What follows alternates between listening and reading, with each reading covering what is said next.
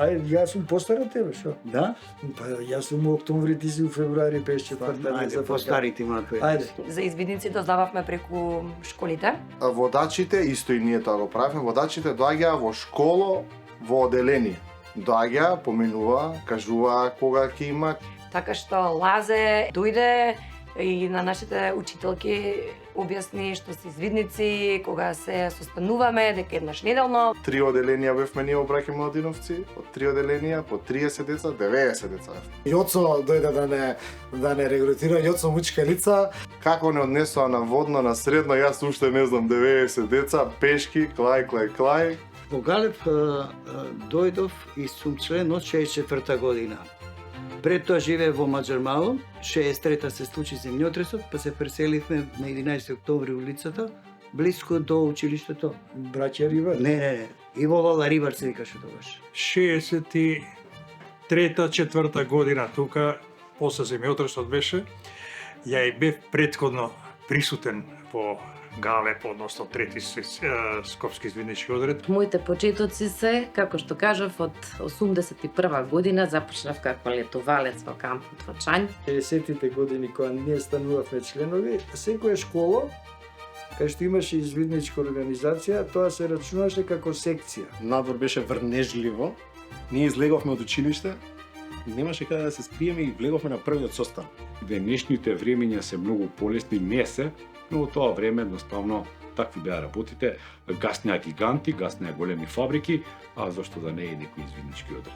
Тешки беа моментите околу организација на настани, затоа што не функционираше Чањ некое време, па немаше одредот пари, немавме средства, немавме опрема, немавме шатори, немавме просторија, кубуревме, шетавме ваму таму.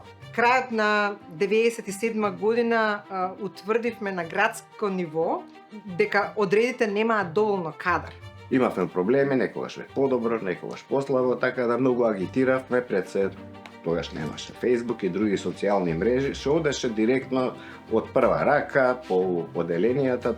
Лазе е крив. Во Галеб случајно доаѓам. Мац од Галеб, тогаш сега од Ситро собираше деца и јас случајно пројдов, ги видов деца дека чекаат што правите идни извиници, кидете, да.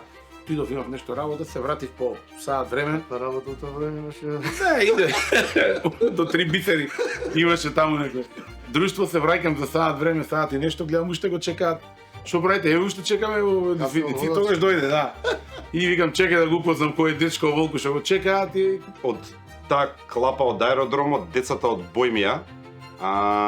Тука пак е Лазе главниот, но и друштвото кое што е цело на Бојмија и во аеродром. Ние бевме измеѓу генерација, беше само Мац некако. Некој вакуум имаше период. Имаше една екипа што си отиде и ние некако го попунивме простор, меѓутоа се погоди квалитетна екипата. Јас сум центарско дете за разлика од некои други.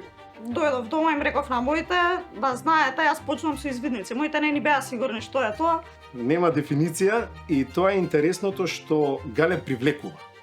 Ние сите таму бевме на еден начин привлечени од нешто што не направи една добра екипа и што ни даваше, што не хранеше за све она што го правевме понатаму во живот.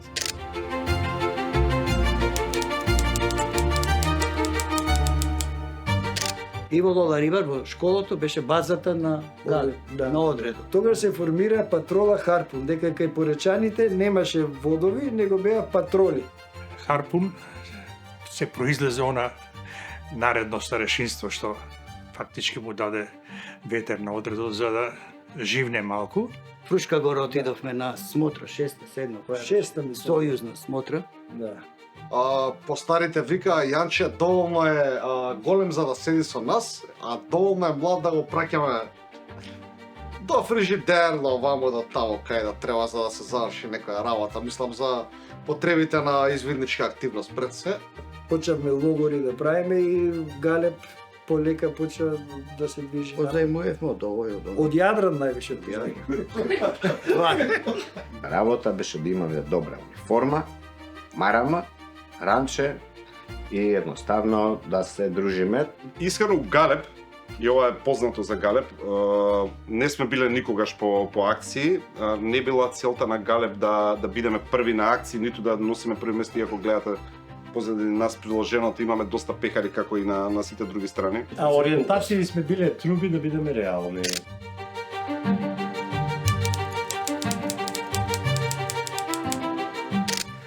Почнавме пловите да правиме, купивме чамци. Да. Од војни отпад, од Дијана. Тогаш беше лесно за чамци, кидаш војни отпад имаше. Чека, тие да се отарасат, си ги зимаве ние. Си ги купувавме за ефтин. Идевме, па првите пловиди од Сарај до Скопје ги правевме. Па после се охрабривме и идевме од Скопје до Велес. Највеќе бев одушевен од тие дружења со чамци по Вардар, по Треска, тие биваци што ги правевме. И слушаме некои женски, вака, онака, и шљак вика, дај да видиме кои се овие, како, што.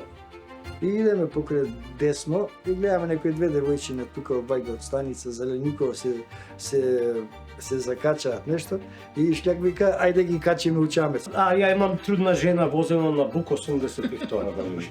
На Чамец вечерта убаво гезме, пеење, расположение, скара, правење едно друго, кобасици, печење. Мислам дека тоа се убавите регати што ги одевме по Вардар. Пукна Чернобил, ние по Вардар, ништо не знаеме дека пукнало нели нешто нуклеарно, не сме ништо да се јаде, ние ни радио имаме ни ништо, и до Гевгелија идеме тогаш и сите мароли ги изедовме радиоактивни. Снеме до 60 години тука сме.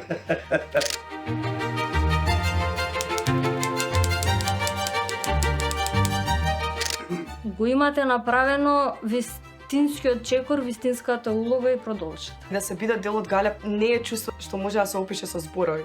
Да уживаат, да учат, да ве слушаат, затоа што вредностите за пријателство, за другарство, оние вредните, едноставните, токму ќе ги научат во овие простории. Ќе им дадат квалитети кои што и самите не знаат да ги поседуваат. Ја би им препорачал да го чуваат и по Галеб, да го направат подобар. Галепчани, летете високо, долго и се што ќе зацртате да знаете дека ќе го исполните. Јас само би кажал да го сакаат одред Галеб. Носете нови работи, немојте да ви кажуваат дека треба извиднишното да стои, дека треба Галеб да стои. Да им кажам дека не треба да се плашат од ништо. Треба едноставно да дојдат на извидници, да ги почувствуваат сите авантури. Да уживаат во воžњата и како што кажа Видан да излезат од комфорт зоната и да бидат отворени за нови искуства, да учат работи и мислам дека како што ќе растат ќе сватат што тоа значило претходно.